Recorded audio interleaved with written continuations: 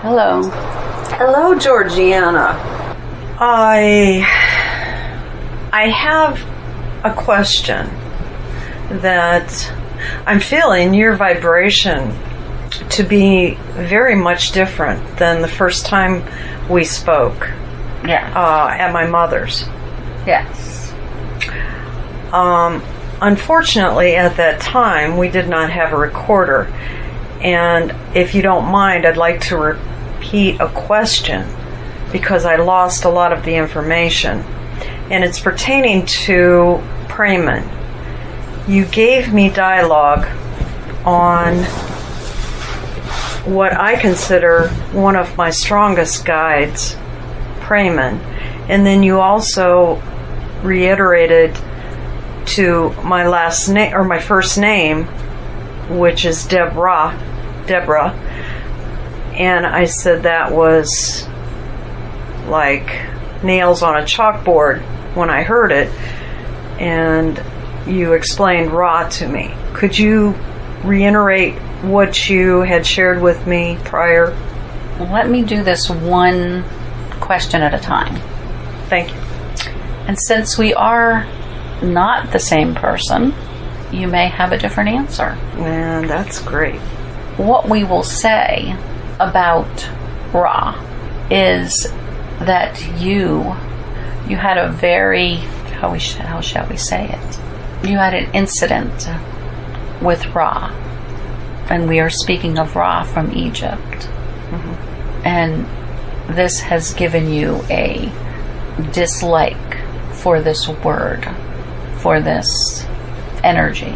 We are trying to look back now to get more details for you. You were a healer, very wise, very opinionated, and there was a discussion that took place. We can see you overlooking the river. We are sorry for the delay. It is quite a beautiful scene. We believe that you truly loved Ra at one point, but he did not trust you. He did not agree with your advice. On healing? Yes, and on the river. It had to do with saving people as well, and he refused to take your advice in this instance. And as much as you tried to argue, there was no changing his mind.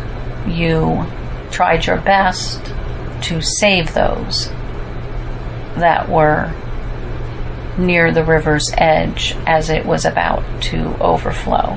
And unfortunately, you were not successful.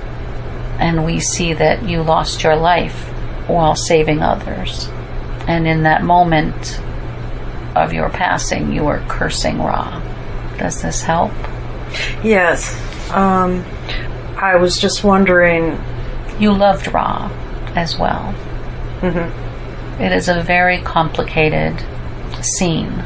There is a love, and then at the end there was a great hatred. So I was named this name to understand the balance, yes, the yin and the yang? To come into balance, to accept. Thank you. Yes, you're welcome. I am being strongly... Oh, we were going to speak of Prayman. Yes. Prayman is from a different planet. Do you know this? Uranus? They may have stopped there, but they are from somewhere very far away. Mm-hmm. And they came here many thousands of years ago to assist in moving people underneath the ground, to help save humanity from a flood and from an ice age. There have been many times that these underground caverns have been used. And Prayman is part of a group of alien beings that are very insect-like in their appearance.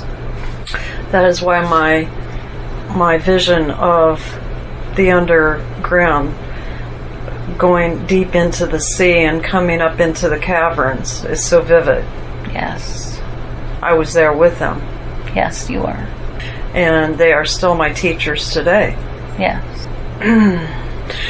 The teachings that they brought through. Could you be more detailed on what they brought to us, me? We are being told that you will be told that in time, that is something that they are working with you on, just as we are working with Dianne on this. They have been with me many lifetimes, correct? They have never left you. Thank you. They will never leave you.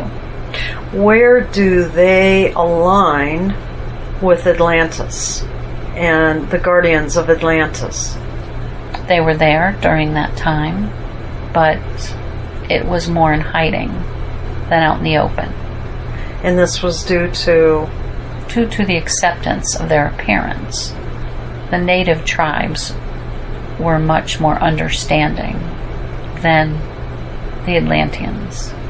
They cared much more about appearance. Would you compare the world today and the evolution of what we're going through today to how it was in Atlantis then, as far as evolving? Yes, many things are very similar, but yet in this day and age, things are going in a different direction. Everything was headed in a very similar way approximately 20, 30 years ago. But due to the work of many light workers on your planet and on other planets, the destruction has been prevented. The flooding was prevented. The burning was prevented. Thank you. Thank you.